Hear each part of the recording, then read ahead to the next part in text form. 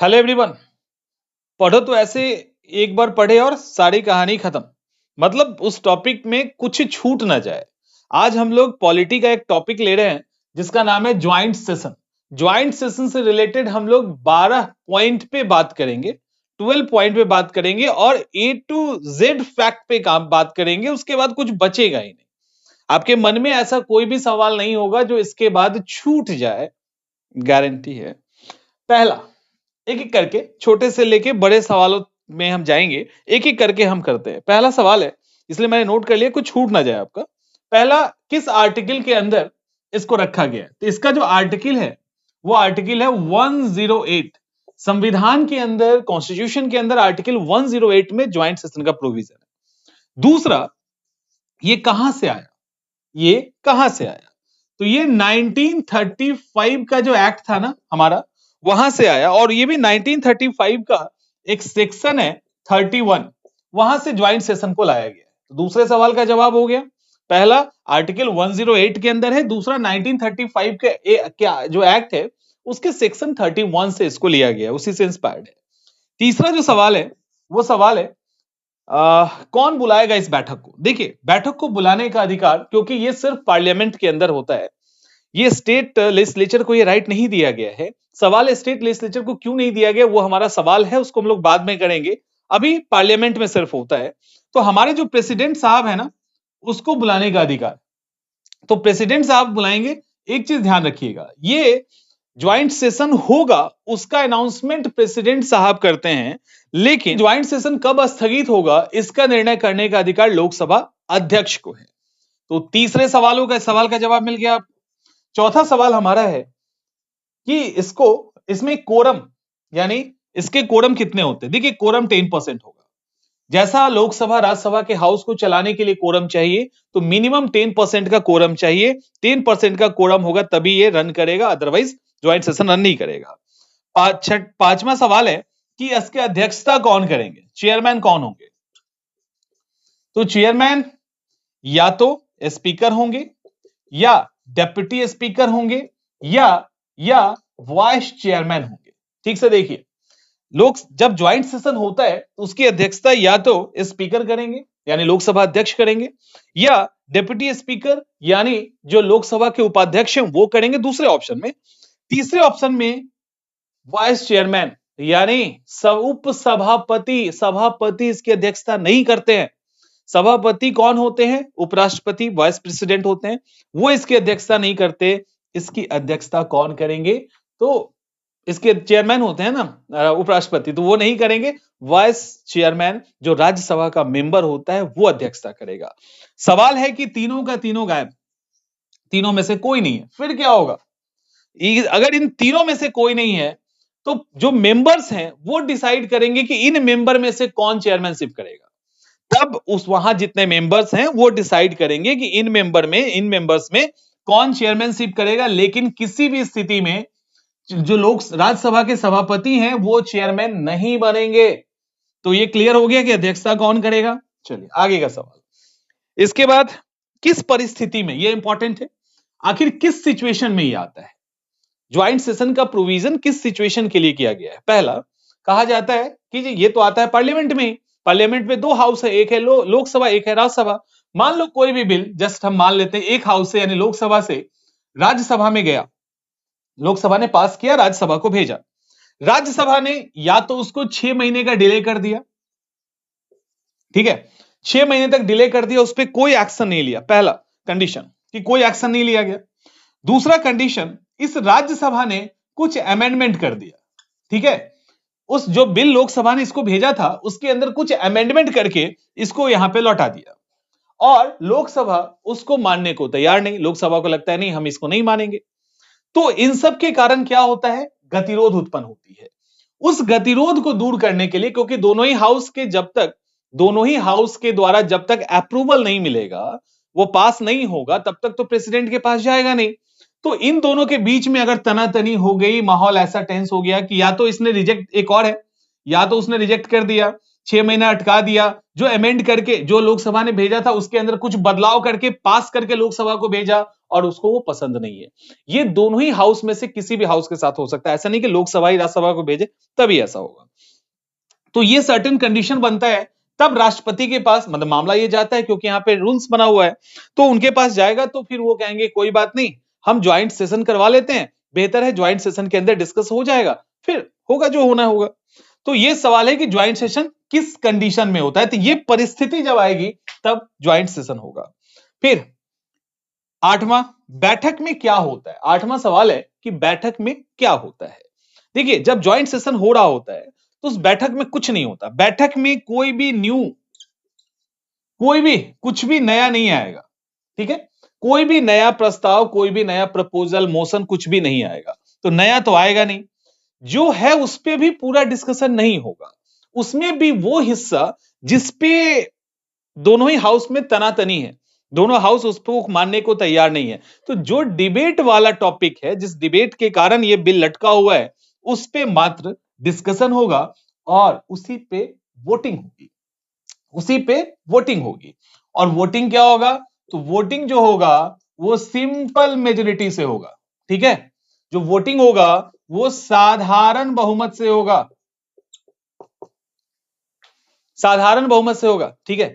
तो यहां पे सिंपल मेजोरिटी से होगा, जहां है जिस टॉपिक पे उसी पे डिबेट होगा और उसके बाद उसको सिंपल मेजोरिटी से या तो पास किया जाएगा या फेल किया जाएगा, चूंकि लोकसभा की संख्या अधिक होती है तो लोकसभा का अगर प्रस्ताव है तो वो अक्सर पास कर जाता है। अब यहां पर 2 और वर्ड आएंगे, वो है पहला, यहां पे आर्टिकल है, 8 हो गया ना, चलिए 9 नंबर को देखते हैं। 9 नंबर में क्या है, आर्टिकल 118 और 10 नंबर में है आर्टिकल 87, ठीक है। आर्टिकल 118 क्या कहता है, आर्टिकल 118 कहता है, उसके अंदर सब पार्ट है, छोड़ दीजिए। आर्टिकल 118 कहता है कि जो राष्ट्रपति हैं वो लोकसभा अध्यक्ष और राज्यसभा के सभापति यानी दोनों ही हाउस के प्रिजाइडिंग ऑफिसर से बातचीत करेंगे, वार्तालाप करने के बाद वो इस ज्वाइंट सेशन के बैठक से रिलेटेड नियम बना सकते हैं, नियम बदल भी सकते हैं, कुछ नया ऐड करना है कर सकते हैं। तो ज्वाइंट सेशन से रिलेटेड नियम राष्ट्रपति बनाएंगे, लेकिन लोकसभा और राज्यसभा के प्रिजाइडिंग ऑफिसर यानी चेयरमैन राज्यसभा के और स्पीकर लोकसभा से बात करने के बाद आर्टिकल 118 के अंदर ऐसा कहा गया है, यही है ना, ठीक है। और उसके बाद आर्टिकल 87, ये याद कर लीजिएगा कहीं पूछ दे।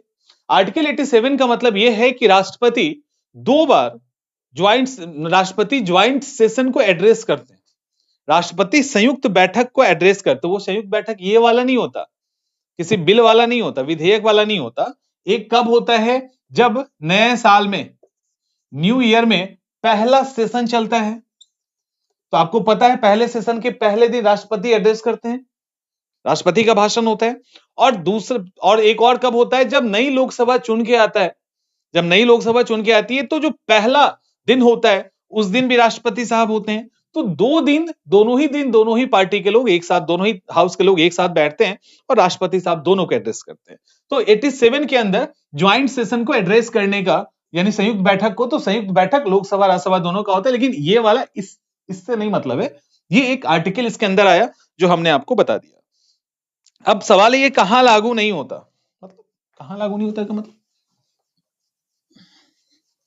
कहां लागू नहीं होता का क्या मतलब, अच्छा कहां लागू नहीं होता, क्या वो 9 था ना 10 कुछ ऐसा ही था ना, कहां लागू नहीं होता, चलिए देखते हैं कहां लागू नहीं होता। सिंपल सा है, अब ये कहां लागू नहीं होता, तो जहां पर भी 2/3 मेजोरिटी की बात होगी, 2/3 बहुमत की बात होगी, लागू नहीं होगा। आर्टिकल 368 के अंदर जो कॉन्स्टिट्यूशन अमेंडमेंट की बात की गई है, अनुच्छेद 368 के अंदर जो संविधान संशोधन की बात की गई है, उस कॉन्स्टिट्यूशन अमेंडमेंट के में जो प्रोविजन किया गया है, क्या है आपको पता है ना, सिंपल मेजोरिटी को उसके अंदर नहीं डाला गया है, साधारण बहुमत को उसके अंदर नहीं डाला गया है। तो उसके अंदर कौन है, 2/3 वाला स्पेशल मेजोरिटी या 2/3 प्लस आधे राज्यों का सपोर्ट। तो जहां भी 2/3 की बात होगी वहां ये ज्वाइंट सेशन नहीं होगा, सिंपल मेजोरिटी में होगा। और दूसरा इसके बाद इसमें और कहां नहीं होगा, मनी बिल में, ठीक है, मनी बिल में नहीं होगा। तीसरा कॉन्स्टिट्यूशनल अमेंडमेंट बिल में नहीं होगा। संविधान संशोधन विधेयक तो नॉर्मली मनी बिल में नहीं होगा, संविधान संशोधन विधेयक इन सब में ज्वाइंट सेशन नहीं होता है, इन सब में ज्वाइंट सेशन नहीं होता है। तो एक छूट गया कि कहां होगा भैया ज्वाइंट सेशन, एक एक्स्ट्रा पॉइंट निकल के आ गया। तो ज्वाइंट सेशन होगा कहां, तो ज्वाइंट सेशन जो सिंपल बिल होता है, जो साधारण बहुमत के पास होने वाले बिल होते हैं उसमें होता है। और आप में से बहुत लोग कंफ्यूज होंगे, लेकिन फिनांस बिल जो होता है ना उसमें ज्वाइंट सेशन होता है। वित्त विधेयक जो होती है उसके अंदर ज्वाइंट सेशन होता है। आर्टिकल 1171 और 1173 के अंतर्गत जो फिनांस बिल होता है, वित्त बिल होता है, उसके अंदर होता है। और सिंपल मेजोरिटी वाले कोई टॉपिक है, इशू है, तो उसके अंदर बिल है तो उसके अंदर ज्वाइंट सेशन का प्रोविजन है। तो कहां नहीं होता क्लियर, कहां होता क्लियर, वित्त आयोग वित्त विधेयक में होता है। तो जो लोग कंफ्यूज हो रहे होंगे तो वो कंफ्यूज मत होइएगा, आपका 11 पॉइंट हो चुका है। अब इसके बाद 12 में क्या है भाई, हाँ 12 में है यदि लोकसभा डिसॉल्व हो जाए फिर क्या होगा, लोकसभा भंग हो जाए तो क्या होगा। इसमें दो स्थिति है। पहला पहला क्या प्रेसिडेंट ने बोल दिया है, माने सम्मन जारी कर दिया, लेटर इशू कर दिया है कि हो बैठक होगा, अगर बैठक होने का लेटर इशू हो गया प्राइम मिनिस्टर प्रेसिडेंट के द्वारा, तब लोग उसके बाद लोकसभा डिसॉल्व हुआ है तो यह बैठक होगी।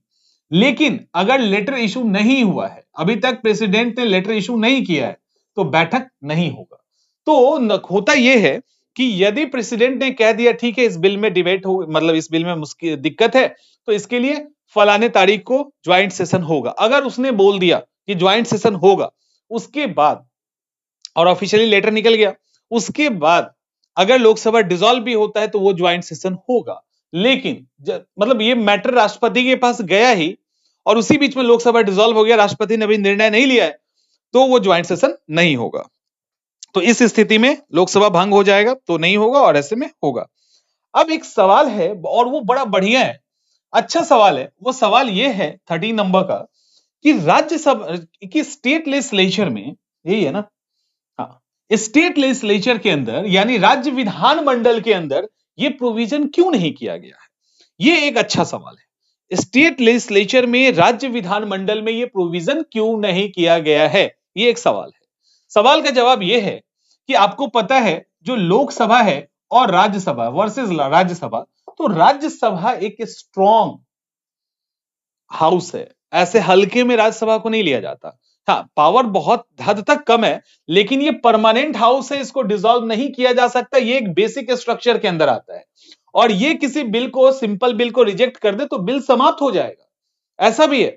लेकिन दूसरी तरफ अच्छे से समझ लीजिए, ये जो विधान मंडल है जिसको स्टेट लेजिस्लेटिव काउंसिल कहते हैं, जो विधान मंडल है, यहां पे विधानसभा वर्सेस अगर विधान मंडल करें तो विधान मंडल को कुछ पावर ओवर नहीं है। विधान मंडल जस्ट एडवाइजरी पावर रिलीज करता है, यानी विधान मंडल जस्ट एडवाइजरी पावर देता है और कुछ नहीं। तो एडवाइजरी पावर जो विधान मंडल के द्वारा है, उस एडवाइजरी पावर का क्या मतलब है, मतलब यह है कि विधान परिषद ने कोई बिल पास कर दिया तो पहली बार में विधानमंडल उसको 3 महीने, ठीक है, 3 मंथ्स उसको रोक सकता है। अगर विधानमंडल ने यानी स्टेट लेजिस्लेटिव काउंसिल ने उस बिल में कोई अमेंडमेंट कर दिया, या उस बिल को स्वीकार नहीं करना चाह रहा है, या उस बिल को 3 महीने तक सड़ने के लिए छोड़ दिया, कोई बात नहीं, विधानसभा को लगता है नहीं हमें उस बिल को एज इट इज पास करना है, तो विधानसभा दोबारा उस बिल को पास करेगा।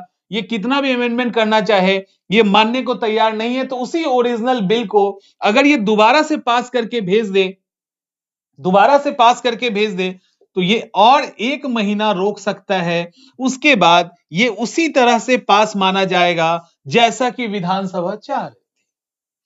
तो जैसा स्टेट लेजिस्लेटिव असेंबली चाह रहा था उसी तरह से वो बिल पास हो जाएगा। तो चूंकि इसको इतने पावर ही नहीं मिले हैं कि इसको रोक सके, जबकि ये राज्यसभा तो रोक लेगा, तो विधानमंडल रोक नहीं सकता। तो जब रोक ही नहीं सकता तो वहां ज्वाइंट सेशन की जरूरत ही नहीं है, ये तो आराम से कर लेगा। दूसरा आर्टिकल 169 आपको पता है, ज्यादा दाएं बाएं बताएगा, इधर उधर करेगा तो उसको हटा ही देगा, हटो। जो विधान परिषद है वो डिसॉल्व नहीं हो सकता, जब तक जिंदा है तब तक उसको बैठा नहीं सकते तुम, डिसॉल्व नहीं कर सकते, लेकिन उसको हटाया जा सकता है, समाप्त किया जा सकता है, उसको लाया जा सकता है। आर्टिकल 169 इसके लिए है ना। तो यहां चूंकि विधानमंडल बहुत ही कमजोर है तो उसको फर्क ही नहीं पड़ता, बहुत करोगे तो 4 महीना रोकोगे, तो 6 महीना रोकने के बाद इशू आएगा इसको, ये तो 4 ही महीने में रोक लेगा, तो 4 ही महीने रोकेगा और वो bill as it is pass होगा जैसा कि विधानसभा चाह रही। एक पॉइंट और है इसमें, पॉइंट ये है कि ये जो विधानमंडल, ये जो 6 महीना और 3 महीना 4 महीना ये सब जो चल रहा है, इनकी काउंटिंग कैसे करते हैं, कैसे काउंटिंग होता है। जैसे 60 दिनों तक, 60 डेज तक अगर कोई पार्लियामेंट मेंबर बिना किसी इंफॉर्मेशन के बाहर रहता है तो उसकी मेंबरशिप चली जाती है, एंटी डिफेक्शन लॉ याद होगा। तो उसमें उसके 60 दिनों को काउंट जैसे करते हैं, एज इट इज यहां भी 6 महीने 3 महीने या 1 महीने के को काउंट किया जाता है, ये भी क्लियर कर लीजिएगा।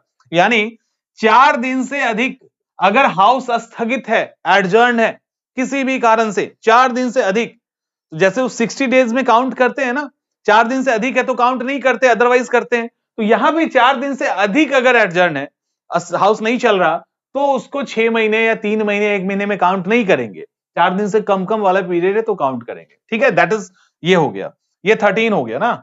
अब इसके बाद 13 के बाद 14 नंबर, 2 और पॉइंट बच रहे हैं, उसको डिस्कस कर लेते हैं। 14 नंबर क्या है भाई, 14 है, 14 है कि ये कब कब लागू हुआ था। ठीक है, ये कब कब लागू हुआ था। देखो ये अभी तक 3 बार लागू हो चुका है, 1961 में, 1961 में, 1978 में और 2002 में। ठीक है, 3 बार ये लागू हो चुका है। इस समय जवाहरलाल नेहरू थे, इस समय मोरारजी थे,